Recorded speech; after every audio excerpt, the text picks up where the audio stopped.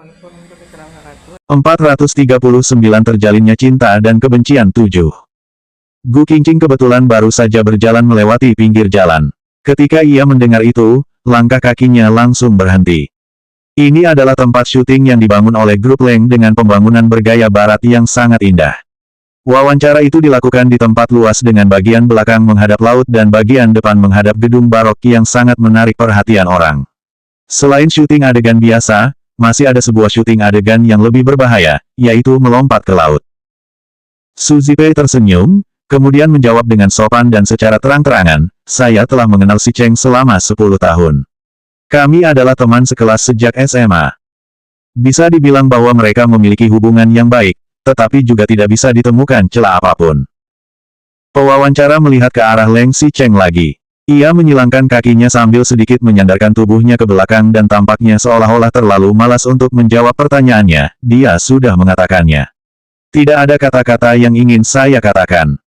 Pewawancara agak kehilangan kata-kata. Tetapi, ia telah mengetahui dari dulu bahwa Leng Si Cheng sangat sulit untuk diminta berbicara sehingga mereka juga telah melakukan persiapan.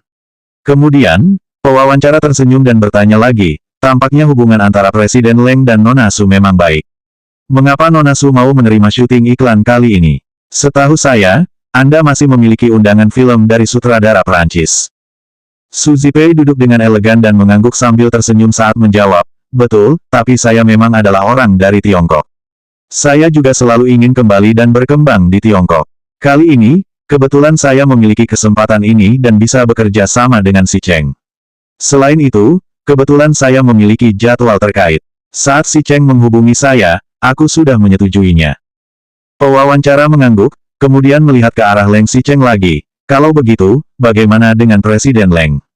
Dengar-dengar, Anda telah memilih Nona Su sebagai kandidat bintang iklan dari awal. Apakah karena Anda merasa optimis padanya?" Leng Si Cheng sedikit mengangkat matanya dan menjawab dengan suara tenang, "Karena hanya dia yang memiliki jadwal terkait." Setelah Leng Si Cheng mengucapkan kata-kata itu, pewawancara tercengang lagi. Bahkan, Su Zipei pun hanya bisa tersenyum dengan canggung. Pewawancara bertanya lagi, "Kalau begitu, mengapa Presiden Leng ingin menjadi tokoh protagonis iklan ini sendiri? Apakah karena ingin bekerja sama dengan Nona Su?" "Haha, Presiden Leng sangat perhatian dengan hal yang berkaitan dengan Nona Su." Leng Si Cheng melirik pewawancara dengan acuh tak acuh dan memasang ekspresi yang menunjukkan bahwa ia tidak ingin peduli dengannya. Untuk waktu yang lama, baru ia berkata, "Karena benar-benar tidak bisa menemukan kandidat yang cocok." Wajah pewawancara yang awalnya masih tersenyum itu langsung membeku. Ia pernah menghadapi sesi-sesi wawancara yang sangat sulit, tetapi ia tidak pernah menjalani sesi wawancara yang begitu sulit seperti ini. Leng Si Cheng memang sengaja merusak wawancara ini. Jika begini, ia harus bagaimana untuk menanyakan topik selanjutnya. Pewawancara melihat ke arah Su Zipei dan memaksakan sebuah senyuman, tampaknya Presiden Leng berbicara dengan sangat tajam. "Tidak tahu bagaimana kalian bekerja sama pada biasanya." Su Zipei tersenyum dan menjawab, "Meskipun mulut si Cheng sangat beracun, hatinya sangat baik. Kami bekerja sama dengan sangat senang." Sekarang Leng Si Cheng baru melirik Su Zipei dengan dingin dan balas bertanya dengan ekspresi terkejut, "Pernahkah?" Leng Si Cheng jelas memiliki mulut yang beracun, hatinya juga kejam, dan ia masih memandang rendah semua orang. Wawancara nyaris masuk ke dalam tahap yang sangat kaku dan canggung. Su Zipei masih tersenyum dan menyelamatkan kembali suasana dengan berkata, "Lihat, kamu lihat. Itu, seperti saat ini." Pewawancara ikut tersenyum dengan bekerja sama. Hanya Leng Si Cheng yang duduk dengan dingin di satu sisi dan mengabaikannya. Di akhir wawancara, pewawancara masih bertanya, "Gunakan satu kalimat untuk mendeskripsikan kesan terhadap satu sama lain. Nona Su, silakan katakan terlebih dahulu." Su Zipei melihat Leng Si Cheng dan tersenyum, kemudian menjawab, "Si Cheng sangat tegas dan sangat berani dalam melakukan sesuatu. Sangat menyenangkan bisa bekerja sama dengannya, baik itu di masa lalu maupun di masa sekarang." Ketika giliran pewawancara bertanya kepada Leng Si Cheng, pria itu mengubah ekspresi dinginnya dan langsung duduk. "Saya tahu semua orang sangat penasaran dengan kehidupan percintaan saya.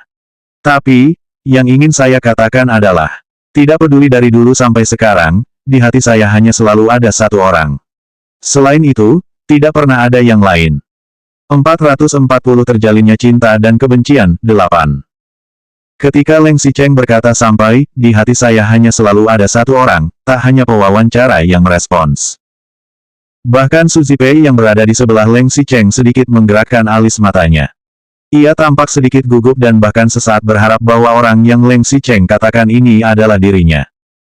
Setiap wanita memiliki hati yang mengejar kemuliaan. Meskipun Su Zipei tahu bahwa Leng Xicheng telah menikah dan tidak ada kemungkinan di antara mereka berdua, ia juga tetap berharap bahwa dirinya meninggalkan kesan terdalam di hati mantan pacarnya. Benar saja, ketika Leng Xicheng mengatakan itu, semua orang yang menonton di sekitar tempat kejadian jelas terkejut. Terutama Gu Qingqing. Ketika ia mendengar kata-kata itu, tangannya yang awalnya memegang alat dan bersiap pergi untuk mengatur lingkungan untuk adegan syuting, melompat ke laut, nanti segera berhenti. Apakah Leng Xicheng ini ingin menyatakan cinta? Menyatakan cintanya pada Su Zipei melalui sesi wawancara dari pewawancara. Batin Gu Qingqing. Bahkan pewawancara ikut tertarik karena kalimat Leng Xicheng dan secara spontan bertanya, siapa?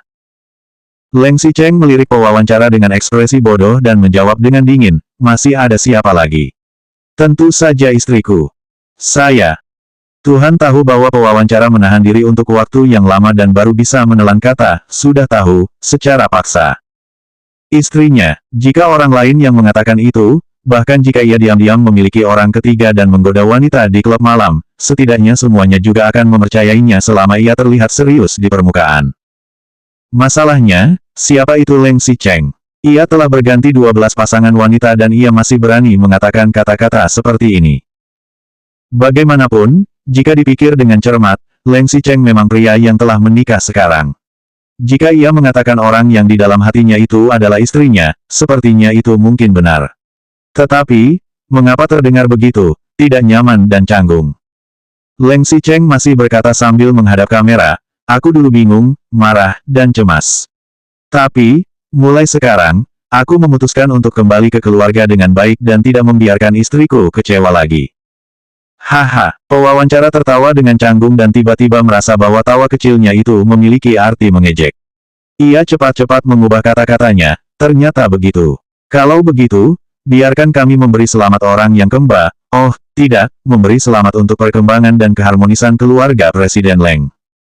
Setelah pewawancara menyelesaikan kata-kata itu, ia memimpin dan menepuk tangan. Bahkan, tepuk tangannya juga tidak bersemangat. Jelas, semua orang uang berada di sana merasa bahwa kata-kata Leng Xicheng tidak begitu tulus. Hanya Su Zipei yang meskipun wajahnya masih tersenyum dengan bagus, ia sedikit menyipitkan matanya, maksud Leng Xicheng itu sedang memperingatkanku, kan? Karena kata-kataku semalam, saat ini Leng Xicheng sedang memperingatkanku untuk tidak melahirkan fantasi yang tidak realistis. Sementara itu, setelah Gu Qingqing mendengar itu, wajahnya tidak menunjukkan banyak reaksi. Siapa yang tidak bisa mengatakan hal-hal cantik di depan televisi? Sebelumnya, ada seorang bintang pria yang mengatakan bahwa dirinya sangat mencintai istrinya. Setelah itu, bukannya bintang itu difoto saat sedang selingkuh. Wawancara yang sederhana dan singkat berakhir dengan sempurna. Pewawancara masih belum pergi karena nanti akan ada syuting adegan berikutnya, yakni adegan melompat ke laut. Sebenarnya, itu bukan sekadar adegan melompat ke laut, melainkan adegan di mana protagonis pria membuang kalung yang diberikan oleh protagonis wanita ke laut setelah mereka bertengkar. Lalu, protagonis wanita melompat ke laut untuk mengambilnya. Meskipun tidak sulit jika harus melompat ke bawah dari batu-batuan, tetap saja masih sedikit berbahaya. Agen Su Zipei masih membujuknya, nanti saja baru syuting, bagaimana? Angin agak kuat sekarang.